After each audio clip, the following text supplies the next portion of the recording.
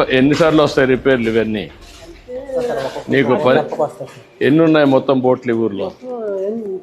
మాకు sir engine బోట్లు అయితే 40 ఉన్నాయి సార్. మామూలుగా ఇలాంటి బోట్లు అనుకుంటే ఒక 70 ఉన్నాయి సార్. నీకు ఫుల్గా పని ఉంటుందా? ఫుల్ కంటే నెలకి ఒకసారి ఇలాగ ఉంటాయి, రిపేర్ వస్తేనే ఉంటాయి. ఏంటా ఏం చేస్తున్నావు? నా పేరు దారి రాంబాబు ఏమేం చేస్తున్నావు? సార్. ఇంజిన్ అయిపోతే ఏరిప్పాలి సార్. ఏరిపితే డీజిల్ పాస్ అయిన డీజిల్ కొంచెం బయటకు ఉన్నది సార్. బయటకు వెంటనే షార్ట్ చేస్తే షార్ట్ అవుతుంది సార్. అలాగని చెప్పేసి బేరింగ్ కొట్టినాక సార్ చెప్పాలి సార్, చెక్ చేయాలి సార్. అది చెక్ చేస్తే బేరింగ్ కొంటే మనకు తెలుస్తుంది సార్. కొంచెం టైట్ ఉంటుంది సార్. చాలా టైట్ గా ఉంది. అవును సార్, టైట్ లేకపోతే ఈ కెరటాలు పడి లూజ్ అయిపోతుంది సార్. దాన్ని బట్టి ఫుల్ టైట్ లో పెడతారు. చెప్పడానికి మళ్ళీ బిట్ ఉంటుంది సార్. బిట్తో చేస్తారు.